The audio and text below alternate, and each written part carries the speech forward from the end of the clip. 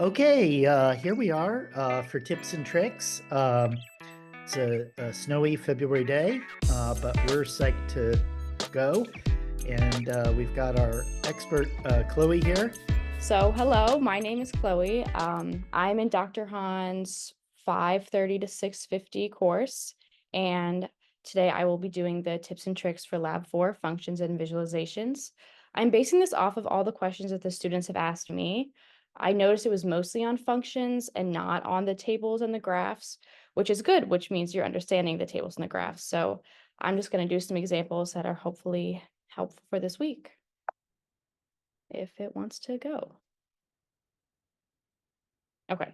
So for question one, I wanted to talk about the difference between using select and column because that was a mistake I saw a couple times. So they have a little blurb above question one where it tells you the difference between them, but I thought that highlighting them might be helpful so you can see like what they are in an example format.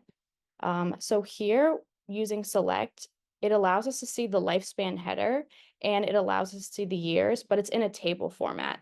And question one is specifically asking for an array, which is only shown using the column dot. So if we look at the second where it says option two, we use the animal data dot column with the lifespan in years, which is the same like place that we're pulling the data opposed to question one, except it gives us the actual array instead of the table format, which is what it's going to be asking for in question one.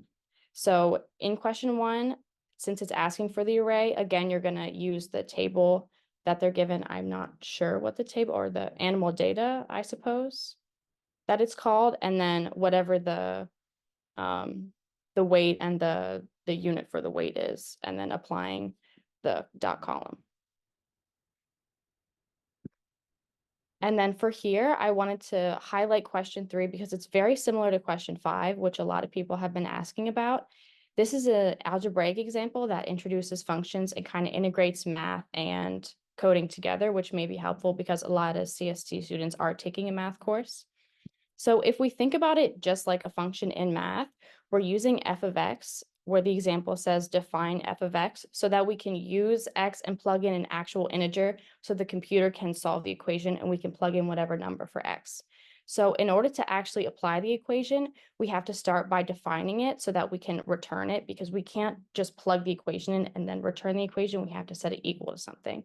So here in the example, they just use result and set that equal to the equation.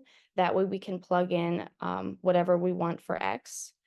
So down here it says f of 3, and then it comes out to 4 because when we return the results, it actually uses the equation that we plugged in and goes back into f of x and computes it for us. So we don't have to compute it by hand. And it's basically the same exact thing mirrored. It's just using a different f of x equals 2 times x plus 5. So you can just use the example given above and mirror it to the question that you have. And then question 5 was definitely the question I got the most that's a lot of questions about. It's using the ideal gas formula. And if you haven't taken chemistry yet, the ideal gas formula gives you these variables that allows you to compute for here density, which is this, I believe it's Greek letter P. So if you haven't taken chemistry, we're going to start by defining density, which again is P, what I just said, and then using the variables from the equation and defining them so that we can later plug in different numbers to those variables.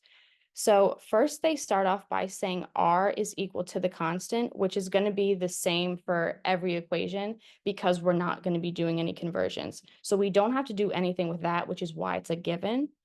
Next, you're going to use your previous Python knowledge in like arithmetic and operations to compute this density equals molar mass times pressure over ideal gas constant times the temperature into the cell below R, because you're doing the same thing as the algebraic one where you have to define it and then set it equal to the equation and then return that so you can later use different numbers to get the density. So over in step 2, it shows you when you have to substitute the values. So if you see above where it says substitute values, it shows you what you're going to be using. So you're basically plugging in all of these numbers for the P, T, and M below. Um, we have molar mass, which is 18. We have P, which is 1, which is pressure. And then we have Kelvin, which is a unit of temperature. So we're going to plug that in for T.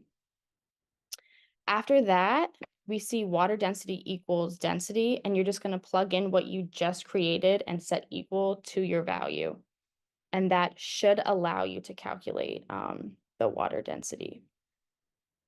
And then the very last step is when you're going to be creating this array. So they give you some values up here, which you're going to plug in. As we know, the array is the first number and then the last number and then the step between them. So that should help you with plugging in these numbers up here into the array below. And then after this, we're going to use the temperatures that you just created and plug it into this densities. That way, when you create the plot, if you can see down here, it'll do temperature, which is going to be the X versus, I said temperature versus temperature. That is not right. The Y value is density. So it'll be temperature versus density, and it'll have kind of a curve on the plot below, which kind of explains like, these are the values we're plugging into the formula, and this is how it's going to look like in a visual standpoint, which is part of this lab, is understanding visuals.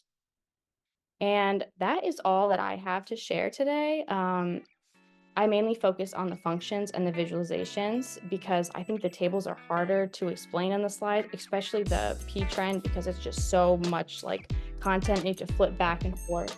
So if that is what's troubling you, then these are my office hours listed right here, and you are welcome to attend any of them. I should have them posted on the calendar, and they should be updated weekly. So yeah, I hope that helped explain some things, and I will hopefully see you in office hours. That was super. Very, very helpful.